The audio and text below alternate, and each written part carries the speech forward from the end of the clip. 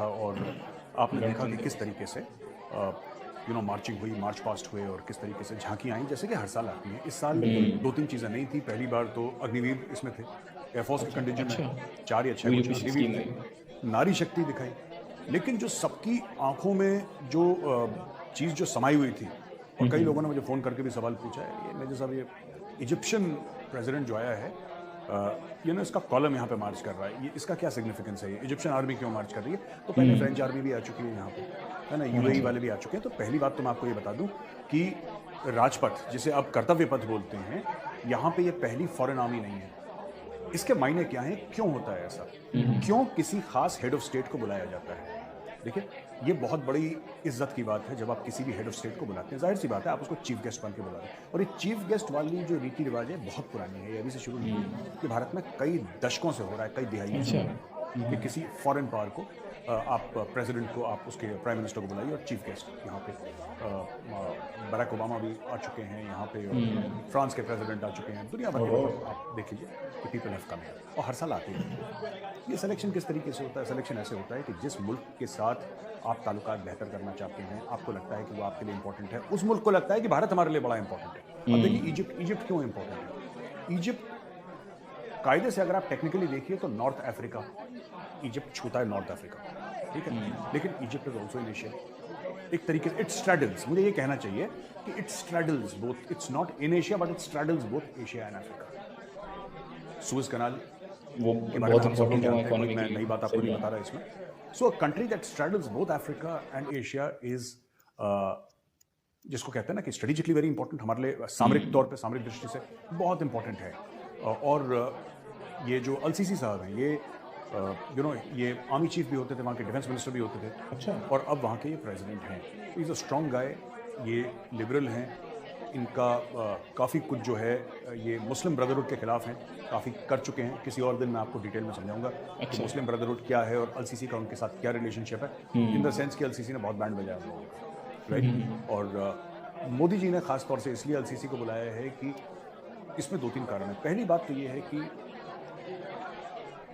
G20 summit इस साल हो रहा है, आपको पता ही है कि G20 समिट इस साल होगा, इस साल के एंड में कभी G20 समिट इंडिया में होगा, और भारत चाहता है कि जो ग्लोबल साउथ है, ग्लोबल साउथ के बारे में बातचीत हो। भारत ने बोला है कि हम उन देशों की जबान बनेंगे या उन देशों की आवाज बनेंगे जिनकी खुद की इतनी आवाज बुलंद नहीं है। वो देश जिनकी डिप्लोमेसी जबरदस्त नहीं है, जिनकी मिलिट्री पावर इतना जबरदस्त नहीं है, जिनके पास पैसे नहीं है, वो देश हम उनकी आवाज बनेंगे। क्या और ये वसुदेव कुटुंबकम ऑलरेडी शुरू कर दिया है। साल का पहला महीना है ये, जनवरी है।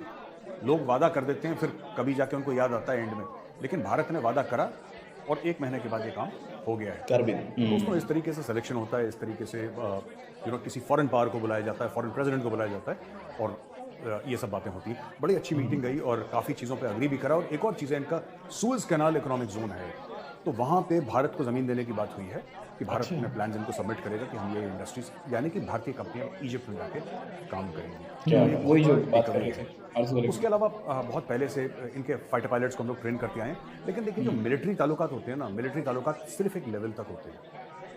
सबसे मजबूत ताल्लुकात जो होते हैं किसी भी मुल्क के साथ जो आपके होते हैं, दोज आर इकोनॉमिक टाइज।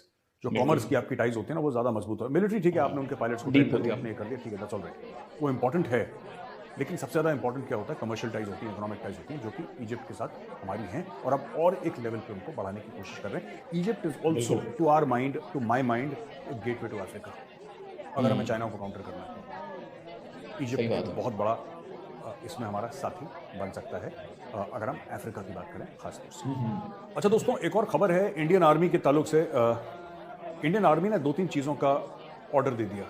पहली बात तो जेट पैक्स का ऑर्डर दे दिया, 48 जेट पैक्स। अब ये तस्वीर आप देखिए, ये जो तस्वीर है, ये है एक आदमी की, ये हमने ऐसी इंटरनेट से ली है। एक आदमी को तो जेट पैक इस्तेमाल कर रहा है। इसेंशियली जेट पैक एक चीज होती है जिसको अगर पहन लेते हैं तो आप उड़ सकते हैं, you can fly. So what the Indian army is doing is 48 jet pack suits, ठीक है, और 50 किलोमीटर प्रति घंटे की रफ्तार से आप उड़ सकते हैं कुछ समय के लिए। तो मुझे लगता है खास तौर से जो हमारी स्पेशल फोर्सेज हैं, पैरा एसएफ है, उनके लिए बहुत काम की चीज़ है। अगर कभी आपको चीन के अंदर डालना हो, पाकिस्तान के अंदर डालना हो, तो आप आराम से जैक पैक से जाएगा और जाके अपना काम करके जेट पैक पहन के वापस आ सकता है। ये एक पॉसिबिलिटी है। ये भी है। 48 इन्होंने अभी ऑर्डर करने की बात करी है और 48 में ये होगा कि देन इसको टेस्ट करा जाएगा, फिर देखेंगे कि और चाहिए होगा तो 400-500 और ले लेंगे। वो तो पैसे की कोई प्रॉब्लम नहीं है, लेकिन टेक्नोलॉजी अभी टेस्ट आउट करना शुरू हो गई। दूसरी चीज जो फौज लेना चाह रही है, वो लेना चाह रही है 100 रोबोटिक म्यूल्स। ये रोबोज हैं, म्यूल गधे को कहते हैं, जो खच्चर होता है जिससे कि फौज सामान ले जाती है ऐसे एरियाज में जहां पे सोल्जर्स का चलना थोड़ा सा मुश्किल हो जाता है। अगर सोल्जर्स चल भी पाते हैं तो वो उतना सामान नहीं उठा पाते। खच्चर के ऊपर आप यू कैन कीप 100 kgs, आपने 100 किलो रख दिया। अब कोई इंसान या 150 किलो रख दिया, लेकिन कोई भी इंसान 100-150 किलो लेके आप उस एल्टीट्यूड में चढ़ना उसके लिए नामुमकिन है। सही बात। वो बैठ जाएगा, वो चल नहीं पाएगा। तो इसलिए उसकी जगह रोबोटिक जो रोबोट्स हैं वो रोबोज लिए जाएंगे। इनको रोबोटिक म्यूल्स कहा जाता है और ये 10,000 फुट और उससे ऊपर की जगह में कार्रवाई करेंगे, यानी कि एल्टीट्यूड को ले रहे हैं और वहां पे दुर्गम क्षेत्र जो है वहां पे ये सामान पहुंचाएंगे। रोबोटिक म्यूल्स ये इंडियन आर्मी में आ रहे हैं। रोबोटिक म्यूल्स हैं 100 शुरू में आ रहे हैं, फिर इनको देखा जाएगा, फिर और लेंगे। और 130 new generation tethered drone systems through fast track procedures for emergency procurement. और ये टेथर्ड ड्रोन सिस्टम्स क्या हैं? बेसिकली क्या है कि ग्राउंड बेस्ड स्टेशन से कनेक्टेड रहते हैं वो, और ये उड़ते हैं और जो विजुअल लाइन ऑफ साइट होता है ना, जो या विजुअल रेंज, उसके दूर जाके भी उससे अलग होकर भी काम कर सकते हैं और इंटेलिजेंस गैदर कर सकते हैं। तो ये हमारे लिए बहुत जरूरी है, खास तौर से ऐसे दुर्गम इलाकों में जैसे कि लाइन ऑफ एक्चुअल कंट्रोल है या लाइन ऑफ कंट्रोल के कुछ ऐसे एरियाज में। मुझे लगता है ज्यादातर ये चाइना को लेकर ये मामला किया जा रहा है। तो ये बहुत बड़ी खबर है, खासतौर से जेट पैक्स। तो इंडियन आर्मी किस टेक्नोलॉजी के बारे में सोच रही है, कौन सी टेक्नोलॉजीज के बारे में कह रही है कि यार हमें ये अडेप्ट करना है। एआई के ऊपर बड़ा जबरदस्त काम चल रहा है, मैं आपको बताता हूँ। मेरी बात हुई थी किसी से एआई के ऊपर, ब्लॉकचेन के ऊपर, 5G किस तरीके से इंटीग्रेट करा जा सकता है। ये सारी की सारी चीजें और ये कर रहे हैं IITs इसमें शामिल है, इसमें DRDO शामिल है। टॉप कटिंग एज टेक्नोलॉजी में भारत के, जो अक्सर लोग मुझसे पूछते हैं कि मेरे साहब ये फौज में ये वाली टेक्नोलॉजी आ रही है कि नहीं आ रही। यार ऐसी ऐसी चीजें आ रही हैं भाई जो मुझे खुद नहीं पता। फौज बताते हैं फौजी, they don't discuss all these things in public, और मेरे सामने भी डिस्कस नहीं करते, करते भी हैं तो मैं यहाँ पे तो बताऊंगा नहीं, जाहिर सी बात है। लेकिन fact of the matter is कि लेटेस्ट टेक्नोलॉजीज आ रही हैं, ये बहुत बढ़िया बात है। सही बात। अच्छा, अब आते हैं खबर पाकिस्तान, मेरा फेवरेट टॉपिक, खबर पाकिस्तान। मोदी जी ने एक बहुत बड़ा जोखिम ले लिया भाई, बहुत बड़ी एक परेशानी मोल ली है मोदी जी ने। मोदी जी ने SCO समिट जो होने वाला है, शंघाई कोऑपरेशन ऑर्गेनाइजेशन, इसका समिट होने वाला है मई में गोवा में। एक तो गोवा मई में कौन जाएगा? गोवा मई में जाने वाली जगह नहीं है, बड़ी खूबसूरत जगह है, लेकिन सर्दियों में जाइए तो अच्छा रहता है। गोवा में कर दिया इन्होंने, कर दिया, ठीक है। So they will go to Goa. वहां पे मोदी जी ने बुला लिया है बिलावल भुट्टो को। क्या बात, ठीक है, बिलावल भुट्टो, वही बिलावल भुट्टो जिसने मोदी जी को खूब उल्टी सीधी गालियां दी और उल्टा सीधा बोला। चलो कोई बात नहीं, बेटा तो चाहे दिमाग से पैदल है, कोई दिक्कत नहीं। ये बहुत बड़ा खतरा है, मैं बता रहा हूँ। स्टेज पे लोग बैठे हुए हैं, स्टेज पे लोग बैठे हुए हैं, वहाँ पे हेड्स ऑफ स्टेट बैठे, मोदी जी बैठे हैं यहाँ पे, शी जिनपिंग बैठा है यहाँ पे, कोई XYZ दुनिया भर के लोग बैठे हैं, ठीक है। वहाँ पे बिलावल भुट्टो, सबके सामने अगर बिलावल भुट्टो मोदी जी से पैसा मांगते, मोदी जी क्या कर लेंगे? आपके घर पे कोई आ जाए और आपसे बोलते हैं कि भाई साहब पैसा दे दो, आप थोड़ा सा झेप जाएंगे, आपको शर्म ये मुझे लगता है मना भी नहीं कर रहे हैं।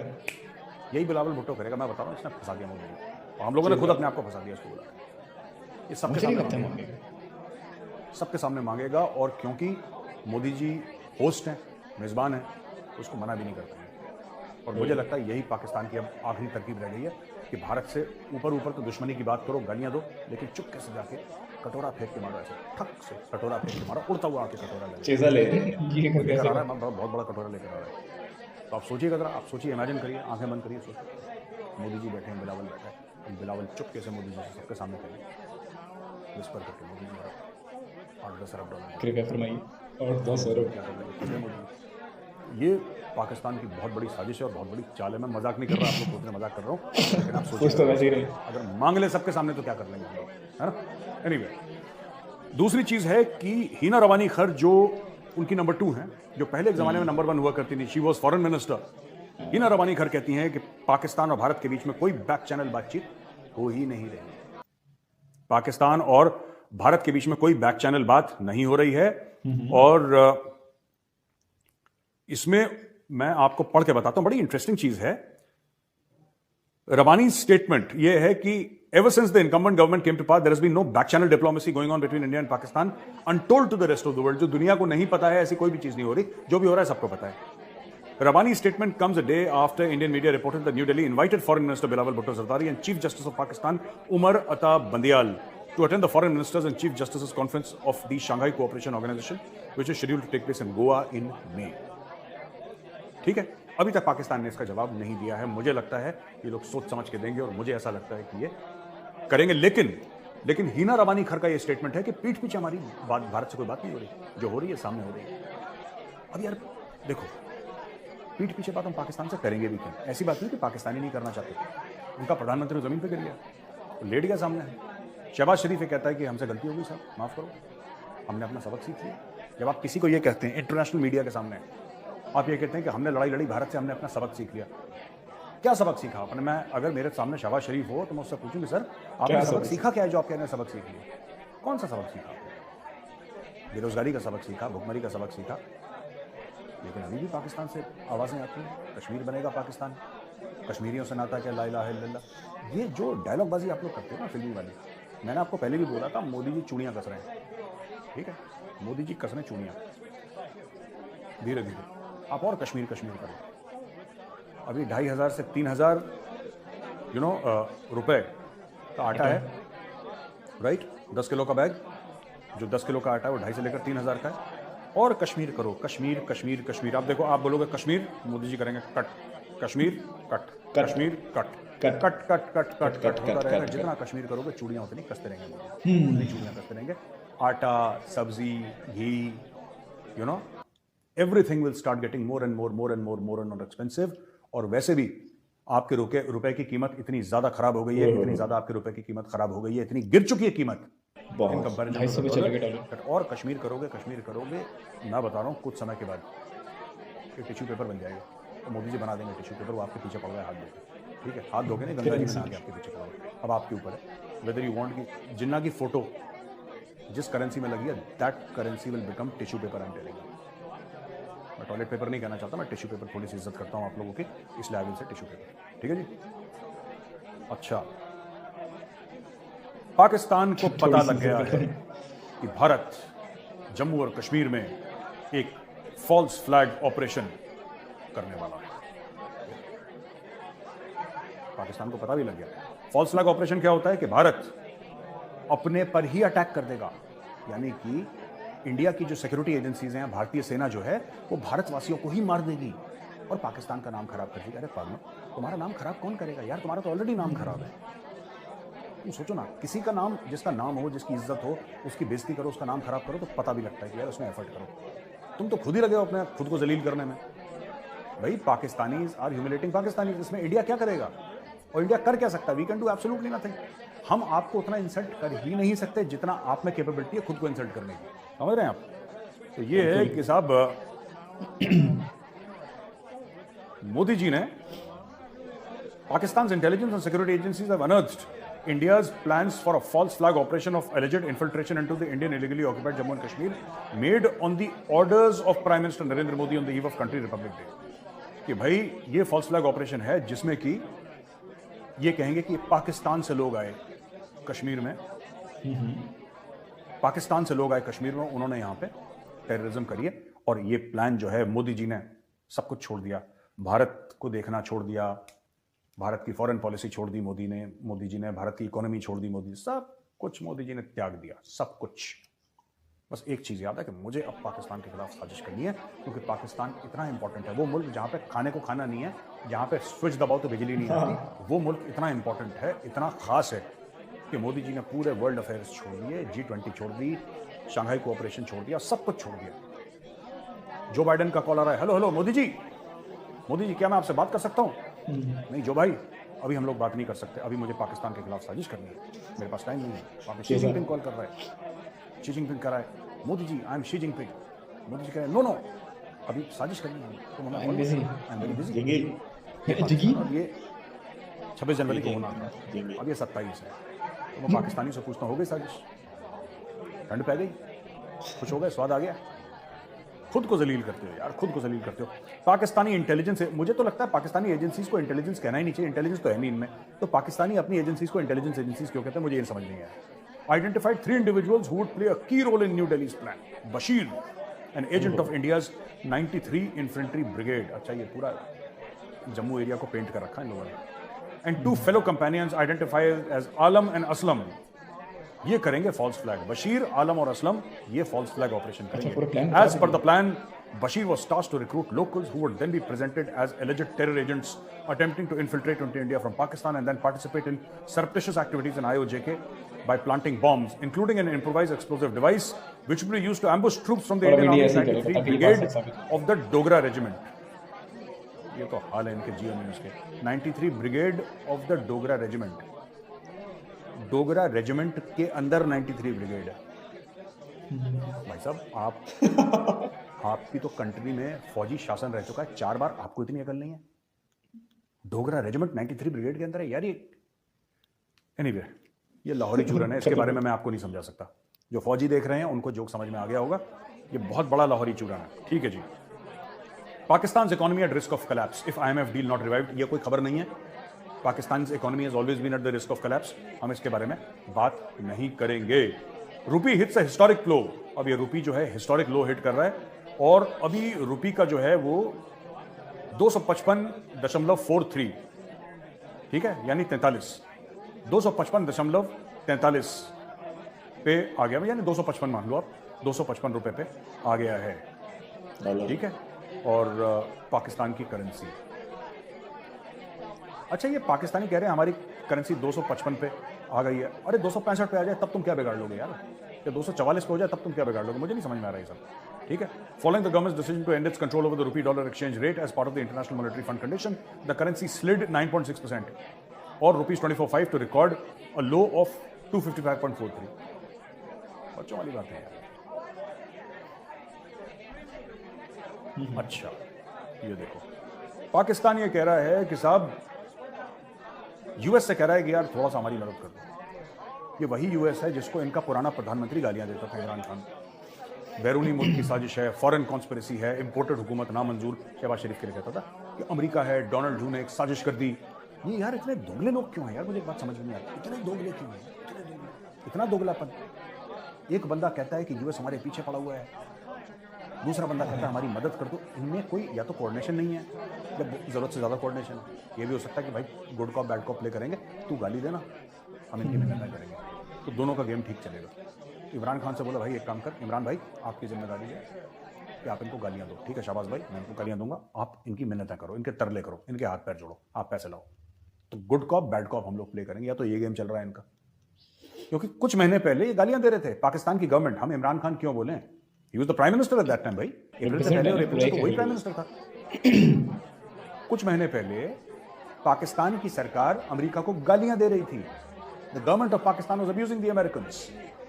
Now the government of Pakistan is saying please help us. A few months back the Pakistani government was abusing the government of France कि तुमने प्रॉफिट मोहम्मद के कार्टून्स बनवाए और उसको फॉरवर्ड कराए। Now the government of Pakistan is saying जी पैसा दे दो हमें, और ले भी लिया उन्होंने, 300 कुछ दिया भी उन्होंने, प्रॉमिस भी ले लियो, आ भी जाएंगे पैसे। ये तो हालात है यार या तो इनकी सरकार बिल्कुल बेगैरत है, या इनमें कोई मॉरल्स और एथिक्स नहीं है, या बड़ा कंफ्यूजन है, कुछ तो गड़बड़ है बहुत solid, which I am unable to understand. अच्छा दोस्तों, एक खबर है यूनाइटेड स्टेट्स ऑफ अमेरिका की। यूनाइटेड स्टेट्स स्पेशल फोर्सेस ने एक आइसिस इस्लामिक स्टेट के टेररिस्ट को मारा है, अल सुडानी को। यूएस स्पेशल फोर्सेस गई और ये सोमालिया गई। जो बाइडन ने ओके बोल दिया, आप जाके ठोक दो, ये गए। जो पैरा एसएफ का काम होता है या स्पेशल फोर्सेस का काम होता है, यही उनका काम है, ठीक है। वो गए, उन्होंने ठोका, वो लोग वापस आ गए। एक प्रेस कॉन्फ्रेंस हुई, बता दिया। अच्छा यार काम ऐसे होता है। देखो, कभी आपने सुना कि बिन लादेन को मारा, अल सुदानी को मारा, अल जवेरी को मारा, इसको मारा, इसके बारे में किसी ने पूछा हो यार जरा सबूत तो दो यार इसका, हमारी फौजें मार कराएंगे, सबूत तो दो। कभी आपने टीवी पे डिबेट देखी इसकी? कभी नहीं। स्पोक्स पर्सन आता है, यूएस का प्रेसिडेंट आता है, हमने मार दिया, लोग कहते हैं वेल डन, कहानी खत्म, आगे बढ़ो। ये भारत में ही होता है, सबूत लाओ, सबूत लाओ। नेता कहते हैं कि सबूत लाओ, हमें देखना है। तुम्हें क्या देखना है, और तुम देख भी लोगे तुम्हें क्या समझ में आ जाएगा? तुम्हें समझ में क्या आ जाएगा? ये सबूत मांगते हैं क्योंकि ये चाहते हैं कि इंडियन आर्मी किस तरीके से अंदर गई, उनकी पूरी स्ट्रेटजी, उनकी पूरी टैक्टिक्स हमें पता होनी चाहिए। क्यों पता होनी चाहिए आपको? कि चुपचाप से जाके अपने चीनी दोस्तों को बता दो, अपने पाकिस्तानी दोस्तों को बता दो कि जब इंडियन आर्मी अगली बार जाए तो फंस जाए वहाँ पर। मैं आपको एक बात बताऊँ, मैं पेट्रियट शूट करने गया था, ठीक है, 7 सेक्टर RR, राष्ट्रीय राइफल्स का है 7 सेक्टर RR। तो 7 सेक्टर RR में जब मैंने शूट करा था एक सीक्वेंस, और मैं पैरा SF वालों के साथ था, ठीक है। पैरा SF का एक ऑफिसर था, बाकी उनके जवान थे, और उसमें मैंने भी बुलेट प्रूफ जैकेट पहनी, मैंने भी हेलमेट पहनी, मेरे हाथ में भी एक AK-47 थी। अच्छा। और हम पूरा रिक्रिएट कर रहे थे कि घर के अंदर किस तरीके से जाते हैं। हमने पूरा शूट करा। शूट करने से पहले वो जो पैरा SF का ऑफिसर था ना, उसने मुझसे बोला कि सर आप शूट कर लो, आपका मन है, लेकिन एक चीज़ है, मैं आपसे रिक्वेस्ट करूंगा एंड में, और आप प्लीज़ मेरी बात मान लेना। मैंने उसको बोला कि ठीक है, आप जो बोलोगे मैं आपकी बात मान लूँगा। पूरा शूट करा। उसके बाद कह रहा सर आपने शूट कर लिया, ठीक है, अब आप एक काम करिए सर, अब आप डिलीट कर दो। ओह, मैं तो मजाक में कह रहा था। क्योंकि कहता है सर जिस तरीके से पैरा SF जाती है, जिस तरीके से जाती है पैरा SF, जिस तरीके से पैरा SF काम करती है, हम किसी को नहीं बताना चाहते। किसी दूसरे के मुल्क में जाके जो हमने ऑपरेशन करा है वो तो बहुत बड़ी बात है, वो तो अलग लेवल की स्टोरी है। सर्जिकल स्ट्राइक की बात कर रहा हूँ। सिर्फ टेलीविजन कैमरास के सामने शोबाजी के लिए, सिर्फ दिखाने के लिए कि पैरा SF ऐसे काम करती है, हम वो भी नहीं दिखाना चाहते। उनके सामने मैंने कैमरा पर्सन को बुलाया, 2 थे, दोनों उनके सामने डिलीट करा, वाइप आउट करा। मैंने बोला ठीक है, मैं फौजी हूँ, मैंने आपको जबान दी। वहाँ पे एक गुरखा राइफल्स की भी एक यूनिट थी, और वो जो गुरखास का CO था, commanding officer, he also came to me and he requested me, sir आप प्लीज डिलीट करा दो उसको। अच्छा डन यार, मेरी बात हो गई, इट्स डिलीटेड, देख लो। मैंने देख लिया, फिर आपका मन था देखने का सर, हो गया है, ये टीवी पे नहीं जा सकता। This is the level of secrecy that special forces operate with. उनकी शक्लें हम नहीं दिखा सकते कहीं पे, जब तक गवर्नमेंट सैंक्शन ना करे, आर्मी हेडक्वार्टर सैंक्शन ना करे। उनके फेसेस नहीं आते कभी। मैंने स्पेशल फोर्सेस ट्रेनिंग स्कूल जो SFTS बोलते हैं, नाहन में एक है, नाहन हिमाचल प्रदेश में है, चंडीगढ़ से रास्ता जाता है, चंडीगढ़ के बाहर से, वहाँ पे 1 पैरा SF भी और SFTS भी है, स्पेशल फोर्सेस ट्रेनिंग स्कूल। मैंने SFTS के साथ शूट करा, ठीक है, मैं 4-5 दिन रहा उनके साथ, और मैंने पैरा SF के साथ शूट करा। एक बंदे की शक्ल नहीं आई उसमें, और पूरा पेट्रियट का 45 मिनट का एपिसोड शूट हो गया, एक शख्स की शक्ल नहीं आई उसमें। या तो उन्होंने नकाब पहने हुए थे, फेस उन्होंने ब्लर करवा दिया, ऐसे शूट कर रहे थे, पीछे से सर का पीछे वाला ऐसा होता। वो इतनी सीक्रेसी मेंटेन करते हैं कि वो बताते नहीं हैं कि हम कौन हैं, क्या हैं, क्या करते हैं। That is the level of secrecy. यहाँ पे हमारे नेता ये चाहते हैं कि पैरा SF किस तरीके से पाकिस्तान में गई, ज़रा हमें भी प्रूफ दो यार, हमें बड़ा मजा आ रहा है। मरवाने वाली बात कर रहे हैं। मैंने आपको बता दिया, अल सुडानी को मारा, किसी ने सबूत नहीं मांगा, ये यहीं पर कल्चर है भारत में कि सबूत दे दो, सबूत दे दो। दोस्तों आज का एपिसोड यहीं पर खत्म होता है। अब हम आते हैं अपने फेवरेट राउंड, सवालों, क्वेश्चन एंड आंसर्स। तो दोस्तों जो पहला सवाल है वो गौरव विनय का है। ये कह रहे हैं कि reposting the question again today. Gaurav ji बहुत बहुत धन्यवाद आपके सवाल के लिए। I am about to enter my 3rd year of MBBS। I have started to explore my career options after graduation. Army Medical Corps is something that has really interested me and I'm willing to serve in the armed forces. Since you're an ex-serviceman, can you please share your insights about AMC and the life of doctors in the Indian Army? देखिए, doctors in the Indian Army have the same life that doctors outside have, except that it is far more challenging. देखिए पैसे तो फौज में उतने ही मिलते हैं, right? जैसे बाहर अगर कोई बड़ा डॉक्टर है तो करोड़पति भी हो सकता है, फौज में तो इसका कोई स्कोप है नहीं ज़्यादा पैसे का। तो जो सबकी सैलरी होती है वो डॉक्टर की भी होती है, लेकिन वो वर्दी वाला होता है, वो ऑफिसर भी होता है। तो first he is an officer. If he's a captain, it will always be captain, doctor, so and so, major Captain doctor. first. The rank comes before doctor. इसका मतलब क्या है? अगर मान लीजिए, मैं हूं नहीं लेकिन सिर्फ मान लीजिए कि मैं अगर डॉक्टर हूं फौज में, तो होगा मेजर ब्रैकेट में डॉक्टर गौरव आर्या। So अच्छा, that is true for doctors everywhere. And they can be lieutenant generals or they can be captains. It doesn't matter. उससे कोई फर्क नहीं पड़ता। They are officers first. ठीक है? एक तो हमें ये बात समझनी पड़ेगी। दूसरी चीज़ ये है कि मैं बबीना में था, शूट कर रहा था सिल्वर स्ट्राइक ब्रिगेड के साथ। तो मेरा कोर्समेट है brigadier Shantanu Goyal, he was commanding silver strike brigade. तो उन्हीं के एक यूनिट का RMO था, जो मेडिकल ऑफिसर था, उसी ब्रिगेड की एक यूनिट का। तो मैंने डॉक्टर से पूछा, मैंने बोला डॉक यार एक बात बताओ, आपने काम क्या करा? और he was talking about his adventures, होता है ना जैसे फौजी बातचीत होती है, और ये है इसमें पेट्रियट में अगर आप जाएंगे तो आपको दिखेगा, कहीं पर ढूंढिएगा। बबीना में थी ये शूटिंग हुई थी सिल्वर स्ट्राइक ब्रिगेड के साथ।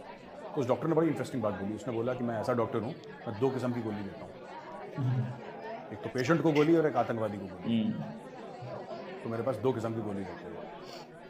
तो यही फौज के डॉक्टर करते हैं। मैं इसेंशियली आपको ये बता रहा हूँ कि अगर आप जाएंगे किसी भी फौजी हॉस्पिटल में तो आपको वो डॉक्टर्स नहीं दिखेंगे जैसे आपको दिखते हैं ना, सफ़ेद कपड़े उनके होते हैं, जैकेट होती है या फिर ऊपर से यूनिफॉर्म नहीं होता है हम लोग। आप जनरली जाएंगे। मैं तो 92 बेस ऑफ श्रीनगर में भर्ती हो रखा हूँ, मैं एडमिट वहाँ पे हो चुका हूँ for a certain length of time also, ऐसा नहीं कि एक दो दिन, certain length of time I was admitted there in Srinagar. मैं बात कर रहा हूँ 97 98 उसके आसपास की, मुझे याद नहीं था। तो वहाँ पे भी डॉक्टर कॉम्बैट ड्रेस पहन के आते थे, आपको लगता था फौजी ड्यूटी पे जा रहा है, बड़े बड़े बूट्स, कॉम्बैट ड्रेस, बेरेज, पूरा फुल रैंक के साथ, रिबन्स के साथ। तो they are soldiers who are doctors, but essentially all of them are soldiers. इतना मैं जानता हूँ उनके बारे में। अर्पिता शर्मा जी का सवाल है कि Pakistan military has been rank number 7, upgraded a couple of ranks from last year. ये ग्लोबल फायर पावर इंडेक्स की बात कर रही हैं। What is your opinion on this, is it reliable, true, and if not what would be the reason for publishing this way? देखिए इसमें ना, I don't think it's a false picture, इसमें काफ़ी चीज़ हैं। अब अगर उस कंट्री के पास न्यूक्लियर वेपन्स हैं तो ग्लोबल फायर पावर इंडेक्स में जाहिर सी बात है कि ऊपर ही होगा, चाहे कन्वेंशनली आर्मी और किसी की बेहतर हो, लेकिन nuclear weapons carry a lot of weight, and I think that is why it is where it is at number 7। Fact of the matter is that Pakistan does not have the money to fight. Pakistan के पास पैसे नहीं है कि जाएंगे। आज की तारीख में मैं आपको बताऊं, पाकिस्तान के पास इतने पैसे नहीं है कि एक इन्फेंट्री डिवीजन को मोबिलाइज करें। लड़ाई तो बहुत दूर की बात है, लड़ाई भूल जाइए। Pakistan does not have the money to, you know, operationalise, send into operation one infantry division. उसके पास है ही नहीं पैसे, there is no foreign exchange, there is no reserve, there is no money, there is nothing. वो तनख्वाहें दे पा रहे हैं ना अपनी फौज को, और अपने वेटरन्स को किसी तरीके से पेंशन दे पा रहे हैं, बहुत बड़ी बात है, ह्यूज थिंग, ये बहुत बड़ा अचीवमेंट है पाकिस्तान का। वो आप कह रहे हैं लड़ाई की बात, मैम ये फांके से हैं लोग, इनका बहुत बुरा हाल है। तो fire power index, global fire power index, I think ये मेरा मानना है कि it's basically because of nuclear weapons, क्योंकि conventional capability it depends on money, even nuclear actually depends on lot of money, and तो पाकिस्तान का बुरा हाल है आज की तारीख में। तीसरा सवाल है आकाश यादव जी ये कहते हैं कि thanks a lot sir for your time sir, I have a question, is the Pakistani parliament filled with idiots? मैं नहीं कह रहा, ये आकाश जी ने बोला है, they filled with idiots. Why don't they concentrate on their economy instead of constantly looking for money from other nations? Why do they spend a lot more money importing cars and arms rather than importing grain? अब आकाश जी ये जो आप कह रहे हैं ना कि ये अब इतनी चीज़ उनको समझ में आ जाती है तो फिर तो खेल ही खत्म हो जाता है। इतनी सिंपल सी बात कि focus on your economy,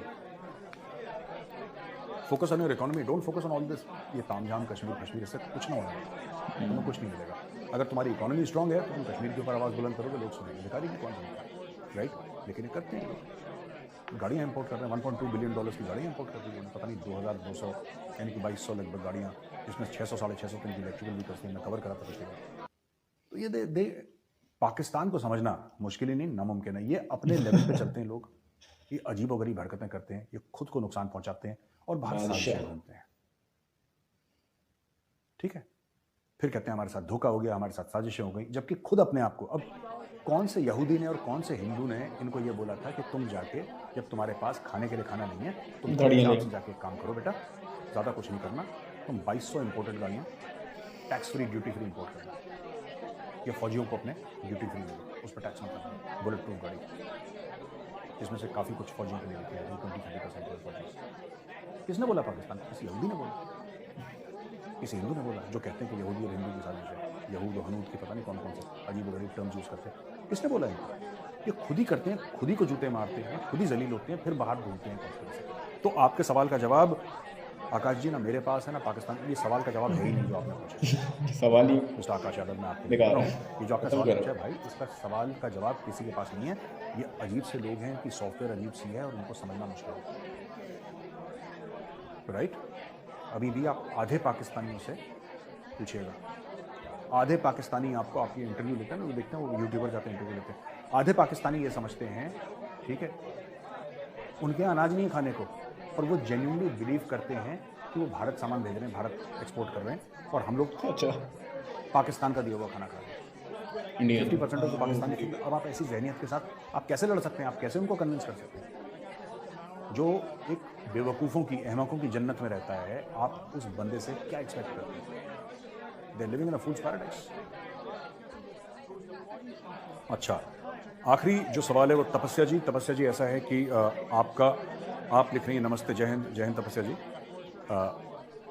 I have a question for you. While Pakistan is on the verge of economic collapse, how and where does the ISI get funds to carry out anti-Indian terror activities? As we all know, Khalistan is an ugly brainchild of ISI, and it is alive and very active in Canada, UK, and other Western countries.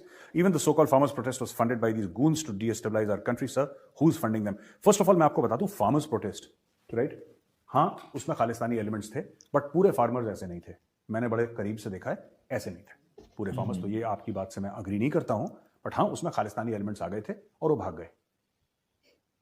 चूहे का दिल है खालिस्तानियों का, तो जब Delhi police ने डंडे घुमाए तो सब भाग गए, एकदम गायब हो गए सारे के सारे.